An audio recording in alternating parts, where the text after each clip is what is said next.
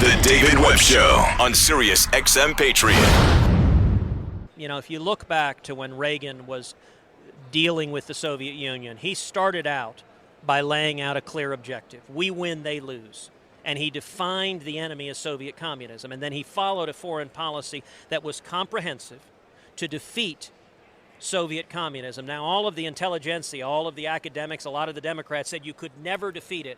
You know, right now, a lot of people are wondering, can we defeat radical Islamic terrorism? We need that same clarity, that same single-minded focus.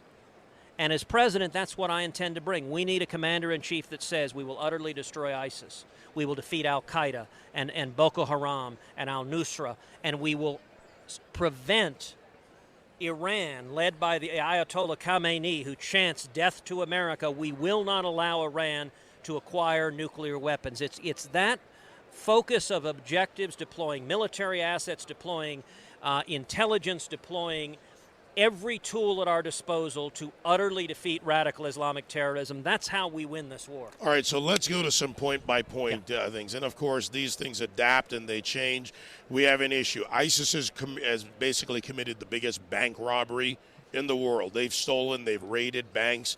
They've got money there. They've got money from the sale of oil. Right. How do we stop that sale of oil going through Turkey and the money that they have raided from the banks? Let's take that point. Well, we cut off their money. We use the tools. We have enormous control over banking, international financial transactions. But we also bomb the oil wells. I mean, one of the stunning things that we heard is Mike Morrell told a reporter recently that the Obama administration wouldn't bomb the oil wells because they were concerned about environmental damage, presumably concerned about global warming. Right. That doesn't make any sense at all. They're making millions of dollars from this oil to fund terrorism, fund jihadists that are trying to murder us. And that's yet another example where the Obama administration refuses to focus. They won't even say the words radical Islamic terrorism. You're not going to defeat radical Islamic terrorism if you engage in this politically correct doublespeak where you deny that it exists. Let's talk about the politically correct. You're someone that probably has a better sense of the Constitution than just about anybody in living memory that's ever run for the presidency.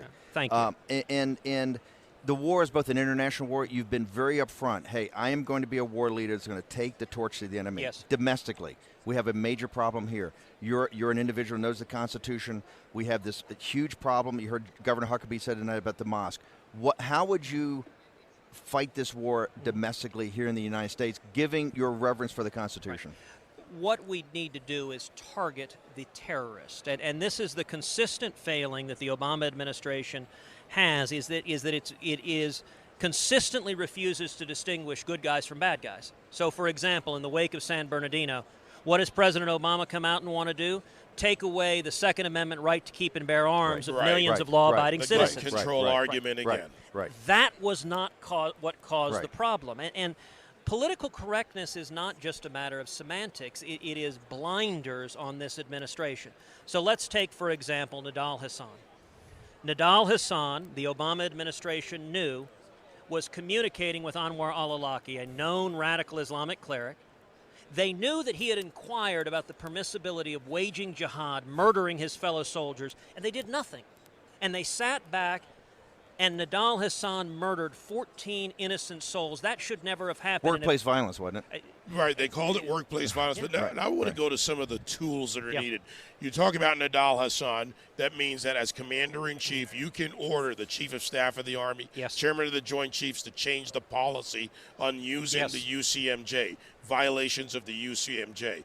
You've been an attorney. You've been a state representative in the legal department. Let's talk about what you would do with the UCMJ or with the military. Look, what we ought to do across the board is that when we have significant evidence that an individual is affiliated with radical Islamic terrorism, whether it's Nidal Hasan, whether it's the Tsarnaev brothers up in Boston, where, again, we were informed they were radical Islamic terrorists. Right. The FBI came and interviewed them, and then they dropped the ball. They stopped watching them. The elder brother posted on YouTube a call to jihad, and yet the administration was so busy trying to seize the phone calls and emails of millions of law-abiding citizens, they weren't actually focused on the terrorist. And it undermines our effectiveness if we don't distinguish between terrorists and law-abiding citizens. And so what we need is a comprehensive approach. that if individuals are affiliated with terrorists, that they're communicating with terrorists, that they're promoting terrorism, that we need to monitor them at every level and prevent them from carrying out acts of surveillance in Moss using local law enforcement. How would you do that? And again, back to Steve Bannon's point, protect civil liberties. Well, you can protect civil liberties, but there is ample authority. If there is evidence that someone is planning a terrorist attack, that they are a jihadist, the Constitution is not a suicide pact, as the Supreme Court has said, and we've always had the tools. If you and I go to our local church and plan a bank robbery, you know what? The federal government can go and apprehend us in the church, and they can monitor us if we are carrying out criminal conduct. And the way the Fourth Amendment works, the Bill of Rights work, is you have particularized evidence of criminal conduct, and you target the terrorist and not law-abiding citizens. Senator Cruz, got to go. One last question. I know it's a friend. Do you think Senator Ruby understands the difference you keep making, putting up about the why you didn't vote for the bill? Do you think he understands, or because tonight he used some pretty harsh terms there for knowing it's a gentlemanly give and take, and you two guys have tremendous respect for each other's colleagues. Yep. There was a few digs in there, but do you think he understands the point? Oh, listen, Marco is a friend of mine. I like him personally. I don't think it's terribly surprising that his super PACs are launching false and nasty attack ads. It's politics. This ain't beanbag. And, just a week ago, there was a New York Times article that interviewed the Rubio campaign, and they were discussing how very concerned they were because what we're seeing is conservatives uniting behind our campaign.